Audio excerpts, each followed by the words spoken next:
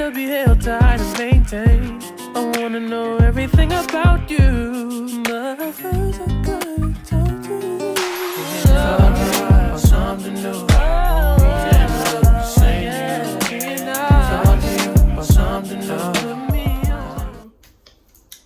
My name Dominique, but y'all can call me Damo, of course, because I really do not like people call me my government name. And plus, it's too hard for y'all to pronounce anyway. Y'all gonna be like, how you pronounce that? But yeah, just call me Damo. Okay, so anyways, my channel is basically gonna be about vlogs. I'm gonna be doing tutorials, like hair tutorials, because I'll be doing hair. If y'all need your hair done, put my link to my appointment website in the description after the video. You can click it if you want your hair done. I did this, by the way. It took 3 hours. But anyways, yeah, it's gonna be about vlogs. I'm gonna be doing some tutorials. I'm gonna be doing some pranks. I'm gonna be doing mukbangs. I'm gonna be doing Q&As, whatever like come to mind, like any ideas. So if y'all enjoyed this video today, then feel free to subscribe, because I'm gonna be having videos coming back to back, because I live alone and literally have nothing to do with my life. So I guess I can do this. So if y'all like, you know, what I do today, then y'all can just subscribe, and don't forget to like the video too. And leave some, and in the comments, leave some like feedback, or like tell me like what I could do to, like, you know, make it better or whatever. So today I'm gonna be doing a story time, and I'm not gonna get too much into it. We're just gonna get straight into the video. Okay, so basically I'm gonna tell y'all a story about my life, like what made me who I am today. I'm gonna tell y'all everything that happened, all the bad things, and I'm gonna tell y'all the good things as well. So we can start off by me telling y'all my age. I'm 20 years old, and I go to Henry Ford College. I graduate in May 2022. I'm going to school for pre-nursing, so I can like get any type of job, like a CNA job or something like that, in the hospital after I graduate, once I get my degree. So yeah, that's just a little introduction about me. So I'm telling y'all like what happened in my life. So my life haven't always been so good. It was really bad. Like, I was in a dark place for a really long time, and I don't think nobody will probably fully understand like what I've been through, but I'm gonna try to help y'all understand. You like my tattoos? But anyways, when I was younger, I was about 11 or 12, I was split away from my family. So if y'all wondering like, what you mean you was split away from your family? I had to leave my family, not just me, but my siblings as well. We all had to, you know, go live in separate places. So this all came about because we were basically just raising ourselves. Like, my grandma was around, and my mom was sometimes around, but not all the time, to like help us, like raise us the correct way. Like, it was mostly just us by ourselves most of the time. And I had 6 siblings altogether, but at the time I only had 4. So it was my 2 younger brothers and my little sister, and then I have an older brother. He's 2 years older than me. So at the time I think I was 12 and he was 14. No, I wasn't 12, I'm lying. I was either 10 or 11, and he was either 13 or 14. And then my sister, she was 6 or 7. My youngest brother was 4, and my other brother, the younger one, he was only 2 at the time. So my youngest brother, the 2-year-old, of course he's not gonna understand anything that went on or that was going on at the time. And my other brother, he kind of did, but then again he did it because he still was also young. And my sister, she understood because she was old enough. My older brother, of course, he understood way more than anybody. So basically we had to just leave from home. These people came to our house and asked us a whole lot of questions, like so many questions, and I didn't even know if I was supposed to tell the truth or not. But I didn't understand nothing that was going on at the time.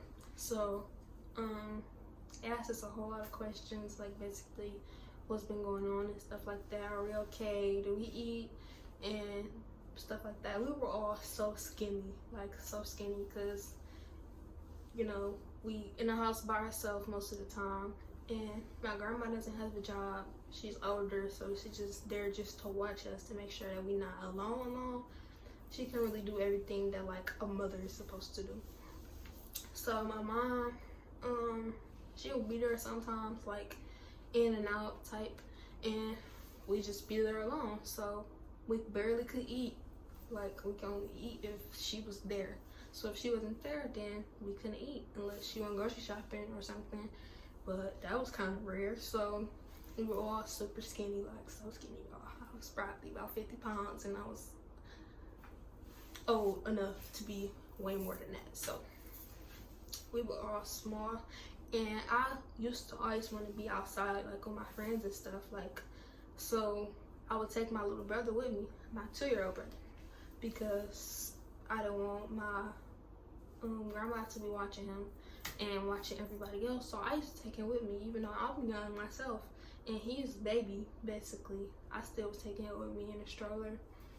Like basically I was his mom for real. So yeah, that's basically what that was from. A little parched, but yeah, that was that. So when we got split up, I moved with my godmom. My younger siblings, they all moved together, but they moved with like a family non-blood related. So my oldest brother, he went to a boys' home, I believe. I can't remember where he went actually. I know he went somewhere, but I know he wasn't with family. Yes, he was. He was with my auntie. My brother moved with my auntie. I moved with my godmama, and yeah, that was that. So we could see each other like basically Tuesdays and Thursdays of the week, but I couldn't always make it to the little visits that we used to be able to have. They was only an hour long, and it was downtown at this place called Homes for Black Children. So I couldn't always see them all the time because my godmama worked, so I wasn't able to get there. So basically when I was in 6th grade, I was super sad and depressed. Like I was trying not to be depressed because I was like having to go to school every day, and I don't want nobody to be like, oh, she's just so sad and stuff like that. So I used to try to be the happiest person ever, and I still do that. Like anytime I'm sad, I still try to be like the happiest person ever, because I don't want anybody to like know that I'm sad for real. So yeah, I was pretty sad in 6th grade because I really wanted to go back home. I don't want to live with nobody else. I really wanted to be home with my siblings. It was so hard not being around them because like I was literally with them every day, and one day I just wake up, we can't be together no more. That was hard for me. So my little sister, she took it the hardest because I don't know if y'all know, but cancers are very, very sensitive, and she is a Cancer. So she is very sensitive and emotional, so she took everything the hardest. I was hearing that she wasn't eating where she was living at for a long time, and she was like basically just super sad, crying and stuff all the time. And I understand why. Everybody will understand why, because she wanted to go back home just as well as I did, just as well as everybody did. So my youngest brother, he was only 2 years old, so he didn't understand nothing for real. My other brother, he kind of did, but he didn't. So yeah, that was basically what was going on. Then everything really started getting worse when I got into 7th grade, because I had to move from my godmama because I was getting in trouble a lot because I really wanted to go home. So I was just doing anything just to like, I don't know why I was doing stuff like that, but I was just doing anything because I really wanted to go home. So in 7th grade, I had to go move for my auntie, and my brother, he moved with his dad. So I was about to go move with his dad with him and my other little sister, because she also moved for him because that's their dad. But we had to all get a DNA test before we was able to like go live for him, and their test came back positive, but my test came back negative. So basically I couldn't go move for him, and that was really the icing on the cake for me, y'all. Like that's what really made me super sad. Like, just imagine you growing up your whole life, years, calling somebody your dad, and you get a DNA test, and he not your dad. So now you don't know who your daddy is, so you just feel just left out and very alone. Like, you don't have your parents. It's just hard. So I used to cry all the time, like all the time. It was so sad not being with them. But yeah, so I couldn't live with him, so I lived with my auntie, and things there wasn't good. It was good at first when I first moved in, then it started getting bad. Like, it seemed like I was getting picked on. I just hated it there, and I was always crying. I was so sad. Like, I just couldn't believe what was going on. I was wondering, like, why was this happening, and will it ever get better? And then when I got to high school, I was thinking, like, wow, it's been years and we still not back at home, so maybe we're not gonna ever be back at home. And I was right, because in 10th grade I got adopted by my auntie, and my siblings got adopted by who they were staying with, and my youngest brothers got adopted by, you know, the family that they were staying with. Then I had 2 more sisters come along after the fact, and they also was adopted by their dad. Well, not adopted by their dad, but they just, you know, they had to go live with their dad because my mom had lost her rights to all of her kids. So if she was to have a kid right now in 2020, they would take her kid. So yeah, that was basically what was going on. And I barely like seeing my little sisters for real. I didn't even know that they was, sometimes at one point I didn't even know that they were like even here. So I barely seen them, so they really don't know me. My younger sister, she still don't know who I am for real. I know her, but she don't know me for real. My other sister do, like the one that's a year older than her, she know who I am. But the youngest one, she really don't, because I'm really not around. So I used to always be super sad, because I'm like, what if my siblings forget about me? Like, my little brother, he was only 2 at the time, so he didn't really understand nothing for real. I'm thinking, like, will he even remember me in the future? That's what I used to always think, like, will they remember me? So I thought I would never see them again, like, ever. Because after we got adopted, you know, the visits stopped. So no more visits downtown.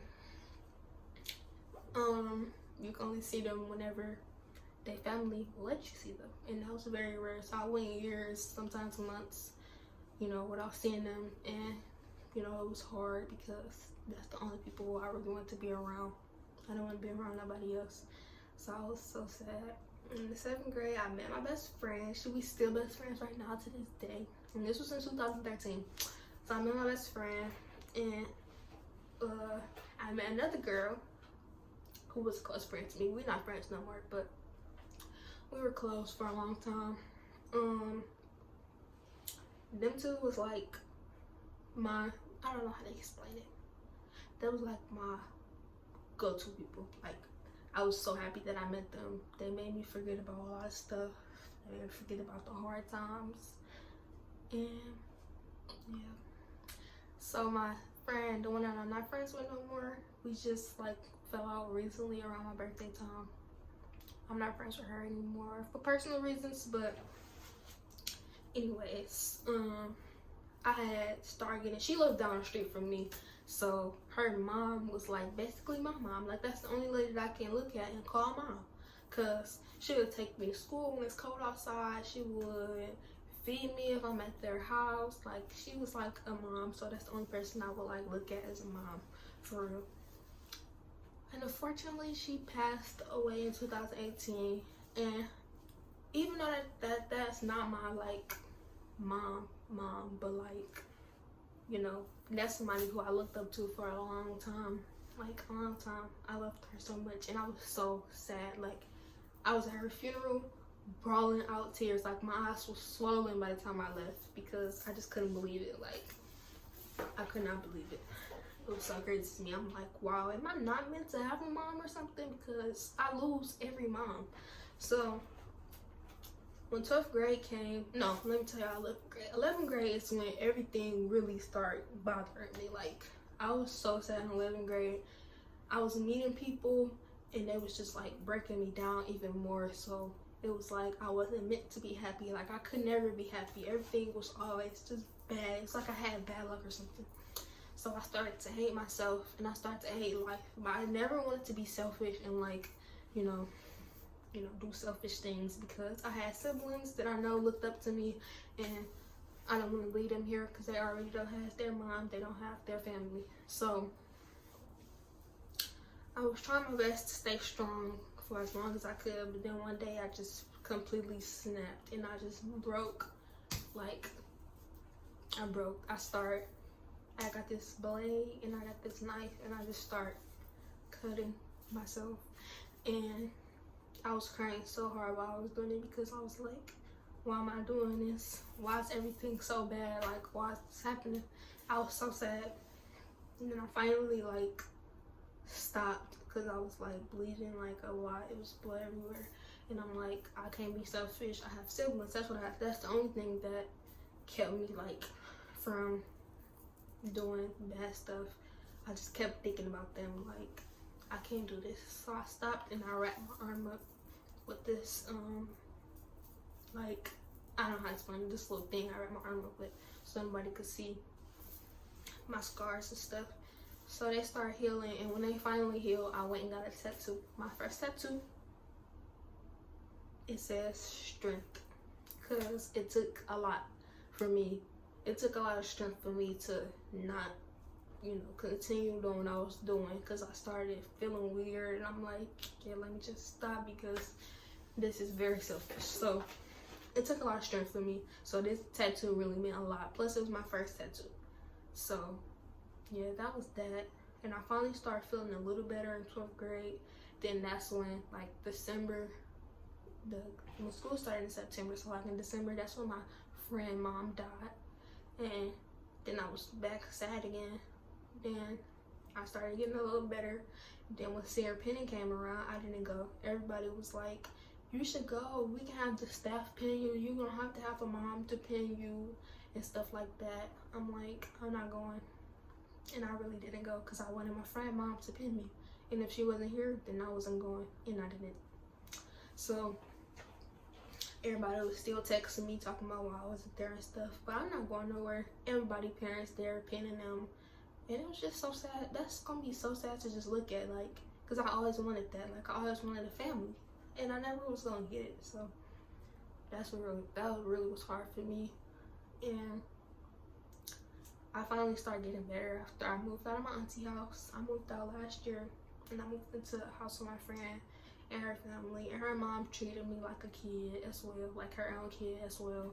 She fed me, she let me stay there with them, and I appreciated that. Like, that was very good for me. Like, everything started to feel a little better. Like, I didn't always feel like it was the end of the world. Everything started to get better. So I'm like, okay, maybe there is light at the end of the tunnel. But yeah, that was that. And I started getting super sad again around graduation time, because I'm thinking, like, my family's not gonna be here, so I don't want to be there. But I went anyway because my older brother came and my godmama came and my auntie and them came. But we was always close. Like, my auntie, me and her are not close, and my cousins, we not close at all. So we always into it or something. So I really didn't want to go to graduation, but I went anyway. And I also reached out to my mom and I invited her to my graduation, and she didn't come. She came late after the graduation was over. After I already walked across the stage, the whole ceremony was over. We was outside getting ready to leave, and she finally showed up. And everybody said I should be thankful that she showed up, but you wasn't there. You wasn't. So it was just like hard for me, for real. But then when I finally moved out, I started getting myself together. I started feeling better. I was happier. I stopped thinking about everything. I finally accepted that everything happened for a reason, even though it wasn't fair that I had to grow up without a family and I had to grow up without a mom. Like, and she is alive this whole time. It's not like she passed away and I had to live without her. She alive and you didn't want your kids. Like, that's real tough. I wouldn't wish that on anybody. How I was feeling all those years, it wasn't a good feeling at all. So now I live in my own apartment. I finally moved out of my friend's house. I moved to my own apartment last month, and it's been kind of good here. Sometimes I get stressed out a lot, like, but I try not to let everything get to me no more. I try to be better because I have siblings, and yeah. So that's basically it.